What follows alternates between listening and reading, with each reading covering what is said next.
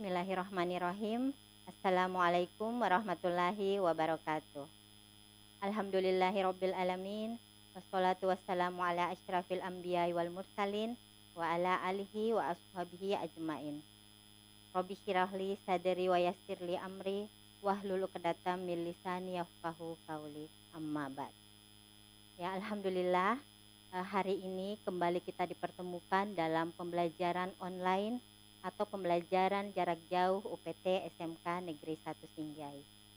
Ya, meskipun sampai hari ini kita belajarnya masih dalam suasana virtual, namun Ibu sangat berharap anak-anakku sekalian tetap semangat dalam mengikuti pembelajaran jarak jauh ini.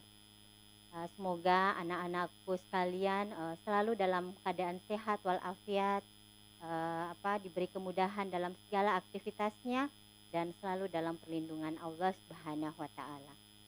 Ya, alhamdulillah pada hari ini Ibu akan membawakan pembelajaran materi matematika kelas 12. Ya, Ibu mewakili tim teaching guru matematika kelas 12 yang akan menyampaikan materi masih terkait dengan cakupan statistika. Dan materi ini merupakan kelanjutan dari materi sebelumnya yang pernah diajarkan oleh guru matematika kelas 12. Ya. Sebelumnya untuk materi hari ini, kompetensi dasar yang akan Ibu sampaikan atau ajarkan adalah KD 3.24. Ini merupakan kompetensi pengetahuan, yaitu menganalisis ukuran penyebaran data tunggal dan data kelompok. Adapun kompetensi keterampilannya adalah menyelesaikan masalah yang berkaitan dengan ukuran penyebaran data tunggal dan data kelompok. Adapun materi pokok untuk kompetensi dasar hari ini adalah angka baku atau nilai standar dan koefisien variansi. Ya, tujuan pembelajaran yang akan kita capai setelah anak-anakku menguasai materi pokok ini adalah kalian diharapkan dapat menentukan nilai standar atau angka baku. Kemudian kalian juga diharapkan dapat menentukan koefisien variansi. Dan anak-anakku sekalian juga diharapkan dapat menyelesaikan masalah yang berkaitan dengan angka baku dan koefisien variansi. Ya, untuk materi pertama kita adalah angka baku atau nilai standar. Ya, apa sebenarnya definisi dari angka baku atau nilai standar itu sendiri? Jadi bisa dilihat pada tampilan slide anak-anakku sekalian. Angka baku atau nilai standar itu adalah nilai yang menyatakan perbandingan antara selisih suatu nilai data atau datum dengan rata-rata nilai dan simpangan bakunya. Jadi angka baku tidak pernah lepas dari rata-rata nilai dan simpangan baku. Ya, jadi ini merupakan nilai perbandingan antara keduanya. Angka baku disebut juga sebagai Z-score dan dilambangkan dengan huruf Z. Ya. Jadi angka baku digunakan untuk mengetahui perbedaan suatu kejadian dibanding dengan kebiasaannya. Kemudian semakin besar angka baku, jadi semakin besar angka baku suatu data, maka semakin baik nilai data tersebut dibandingkan dengan nilai lain yang memiliki angka baku lebih kecil. Ya, jadi perbandingannya sebenarnya dia berbanding lurus atau sebanding. Jadi semakin besar angka bakunya maka semakin baik nilai data tersebut. Angka baku atau nilai standar dirumuskan sebagai bisa dilihat rumusnya Z sama dengan, jadi angka baku atau nilai standar tadi disimbolkan dengan Z-score. Jadi Z sama dengan XI dikurang X bar per S. Jadi XI itu adalah nilai datum, kemudian X bar itu adalah rata-rata hitung, dan S adalah simpangan baku. Jadi itu rumus dari menentukan angka baku atau nilai standar. Ya, contoh soal yang bisa dilihat, Jadi ada beberapa contoh soal yang Ibu sajikan untuk mewakili bagaimana menentukan angka baku atau nilai standar suatu datum atau data. Untuk soal yang pertama, jadi diketahui data 2, 7, 8, 10, 4, dan 5. Tentukan angka baku dari 2 dan 7. Jadi penyelesaiannya bisa dilihat. Untuk menentukan angka baku suatu datum, terlebih dahulu tentukan dulu rata-rata dan simpangan bakunya. Jadi tentukan dahulu rata-rata dan simpangan bakunya. Jadi ini yang penting ya. Jadi terkait dengan rumus tadi, jadi angka baku atau nilai standar tidak bisa lepas dari perhitungan rata-rata dan simpangan baku. Untuk menentukan nilai rata-rata dan simpangan baku, ini materi sebenarnya sudah diajarkan oleh guru pengampu matematika kelas 12 sebelumnya. Jadi menentukan nilai rata-rata dalam hal ini adalah data tunggal dan simpangan baku data tunggal. Saya kira sudah jelas anak-anakku sekalian. Jadi rumus menentukan rata-rata hitung untuk data tunggal, X bar atau nilai rata-rata sama dengan sigma XI per N. Jadi sigma atau hasil penjumlahan dari banyak data atau datum dibagi banyaknya datum. Ya, di sini nampak penyelesaian menentukan nilai rata-rata. 2 tambah 7 tambah 8 tambah 10 tambah 4 tambah 5 per banyaknya data. Ada 6 datum dalam soal. Jadi 2, 7, 8, 10, 4, dan 5 itu ada 6 datum. Makanya dibagi 6 banyaknya data. Setelah dijumlahkan menghasilkan 36 per 6. Ya, 36 per 6. 36 per 6 itu adalah 6. Itulah nilai rata-rata dari data ini. Berikutnya simpangan baku. Ya. Rumus menentukan simpangan baku data tunggal adalah akar per N kali sigma XI dikurang X bar berpangkat 2. Ya. Semua nilai datum dimasukkan ke rumus ini. Jadi nilai datum 2, 7, 8, 10, 4, dan 5 dimasukkan ke rumus menentukan simpangan baku kemudian dihitung. Jadi nilai datum dikurang nilai X bar atau nilai rata-rata kemudian dipangkat 2. Saya kira anak-anakku bisa lihat proses penyelesaiannya. Jadi 2 dikurang 6 berpangkat 2. 2 itu adalah datum pertama dikurang nilai rata-rata. Nilai rata-ratanya ini tadi 6.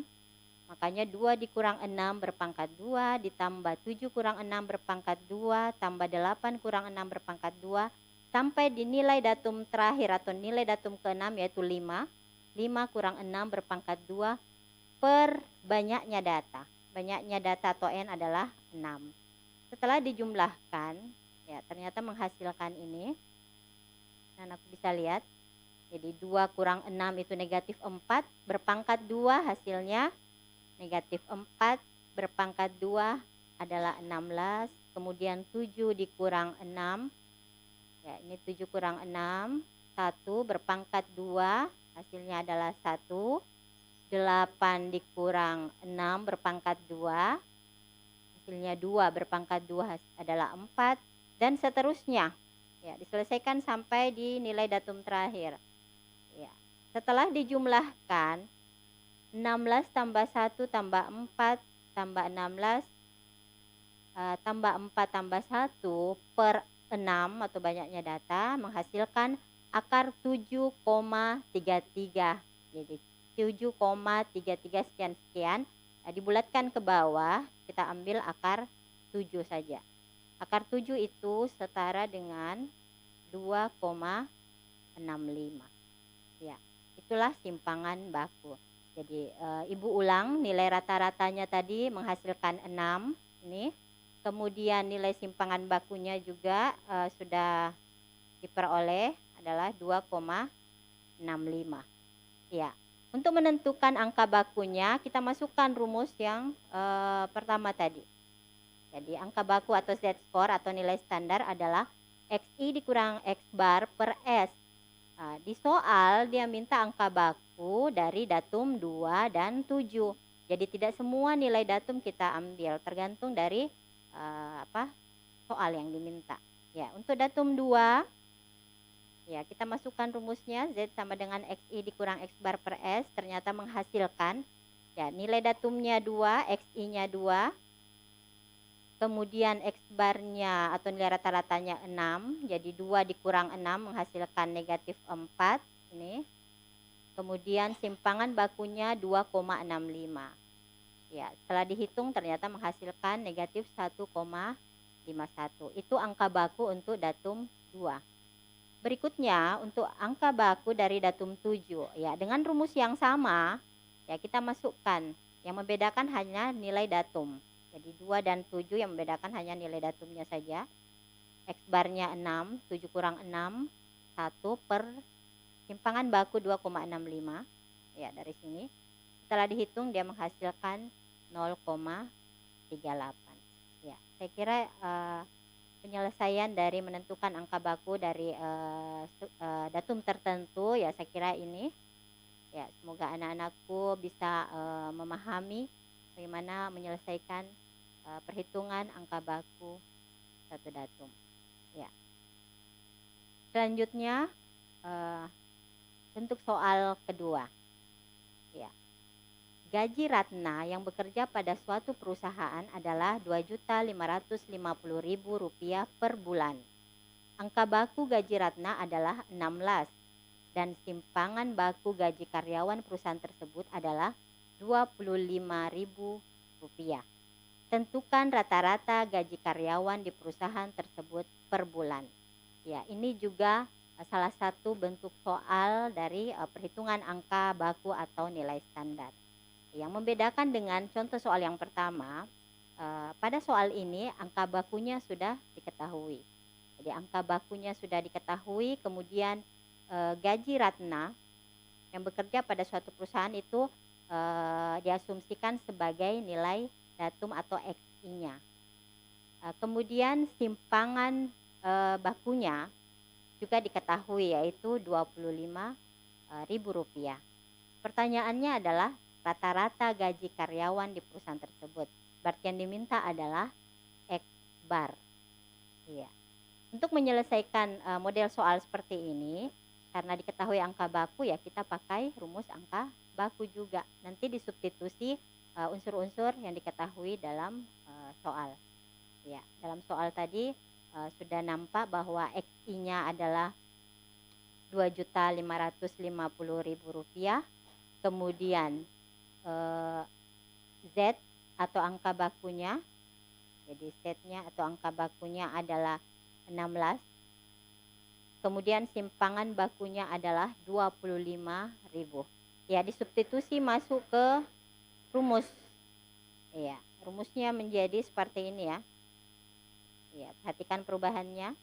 Jadi X bar sama dengan XI dikurang Z kali S. Ya, saya kira anak-anakku kelas 12 sudah mengetahui bagaimana mengubah rumus menjadi seperti ini. Ya.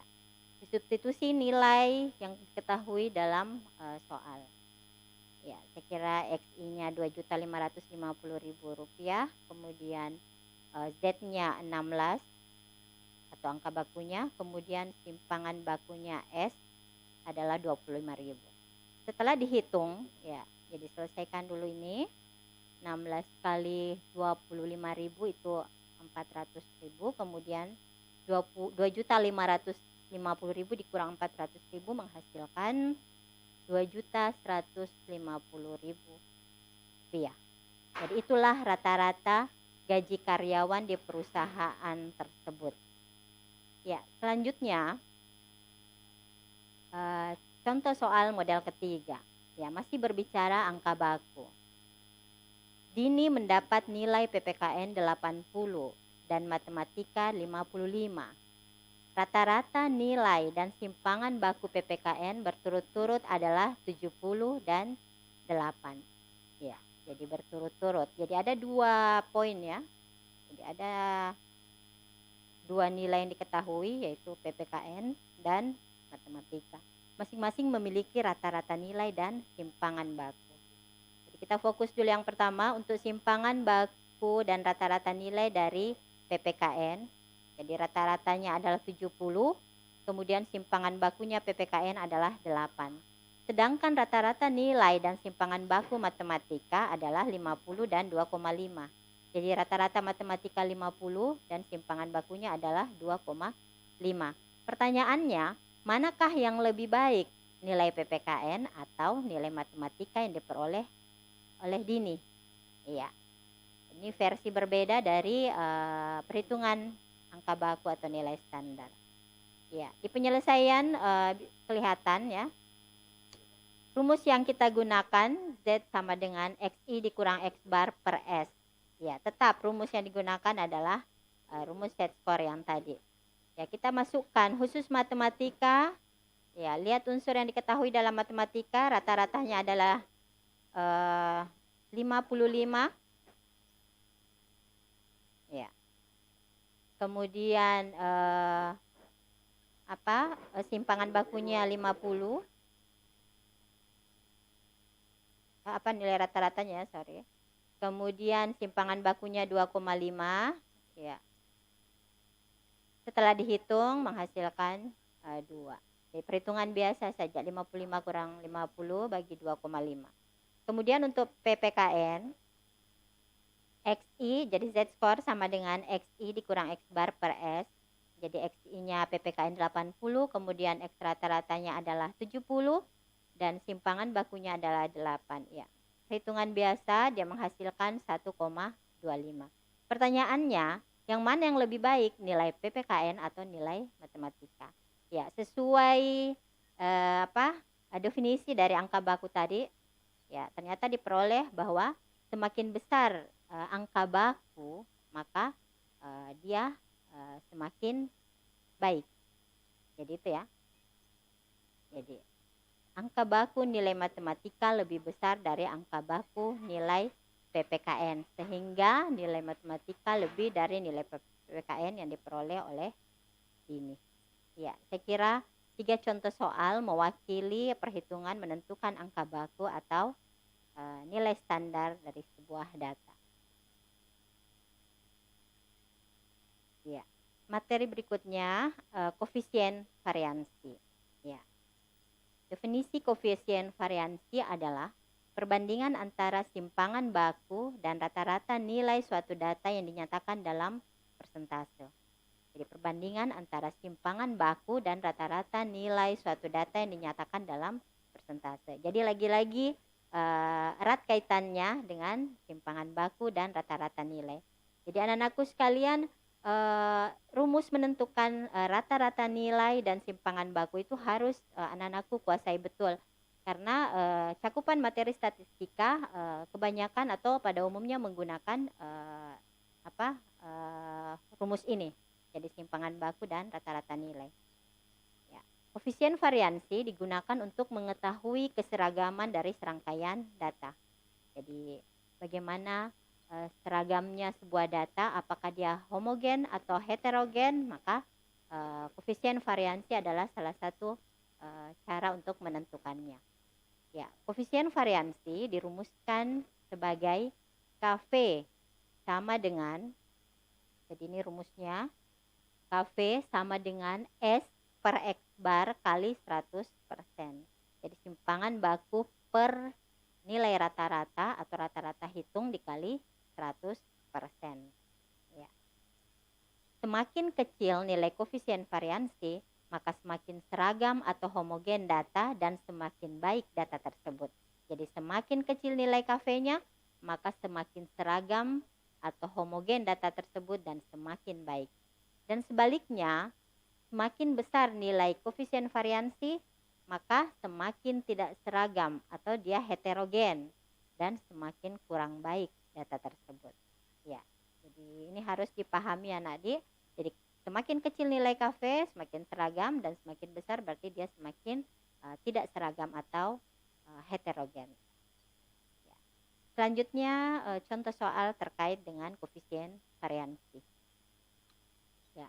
Contoh soal pertama, TV LED merek A memiliki rata-rata waktu hidup selama 87.600 jam dengan simpangan baku 2.190 jam.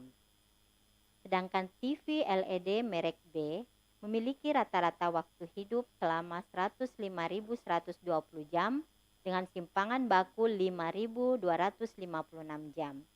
Pertanyaannya, TV manakah yang lebih baik? Apakah TV LED merek A atau TV LED merek B?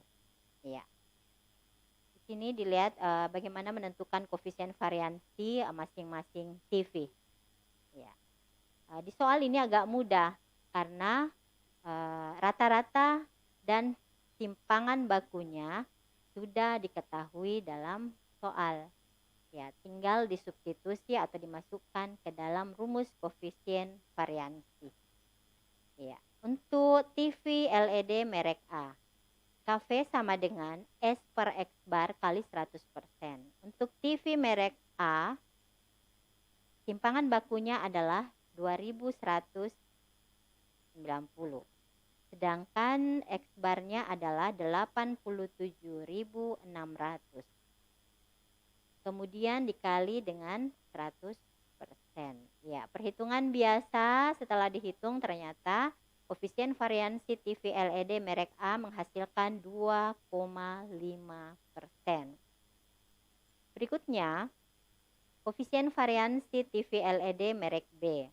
Ya, dengan rumus yang sama, ternyata diperoleh 5.256. Ini dari simpangan baku TV merek B. Kemudian X barnya 105.120, kemudian dikali 100%. Setelah dihitung, ternyata koefisien variansi TV LED merek B menghasilkan 5%. Ya, jadi dari nilai Kv untuk TV A dan TV B bisa dilihat perbandingannya, yang manakah yang lebih baik. Ya, seperti teori yang tadi bahwa semakin kecil, jadi semakin kecil nilai Kv-nya maka dia semakin baik atau semakin seragam datanya. Ya, makanya di sini disimpulkan bahwa TV LED merek A lebih baik dari TV LED merek B karena Kv TV LED merek A lebih kecil atau kurang dari Kv TV LED merek B. Ya, saya kira jelas anak-anakku sekalian bagaimana menentukan yang manakah lebih baik dari sebuah data. Ya. Contoh soal kedua untuk menentukan nilai koefisien variansi. Suatu data memiliki simpangan baku 6,0. Jika koefisien variansinya 0,8%, tentukan rata-rata data tersebut. Ya, masih terkait dengan koefisien variansi, tapi yang diminta adalah rata-rata data tersebut. Jadi nilai rata-ratanya yang tidak ada. Yang diketahui adalah simpangan baku. Jadi simpangan bakunya ada atau S-nya. Kemudian koefisien variansinya 0,8%, yang diminta adalah X bar atau rata-rata data tersebut.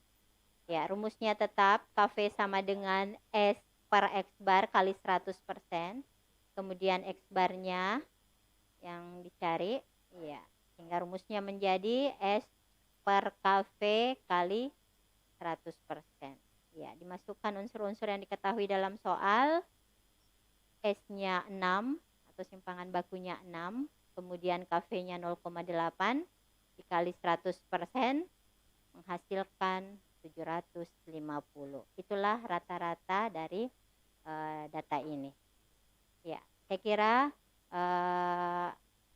materi untuk nilai standar atau angka baku dan koefisien variansi pada pertemuan hari ini Ibu cukupkan sampai di sini. Semoga apa yang Ibu sampaikan bisa diterima baik, diterima dengan jelas dan bisa dipahami oleh anak-anakku sekalian. Untuk pengembangannya anak-anakku bisa mencari sumber lain di luar sana. Jadi banyak buku referensi yang bisa kalian cari yang terkait dengan materi angka baku dan koefisien variansi. Ya, saya kira materi hari ini Ibu cukupkan. Semoga apa yang Ibu sampaikan bisa bermanfaat.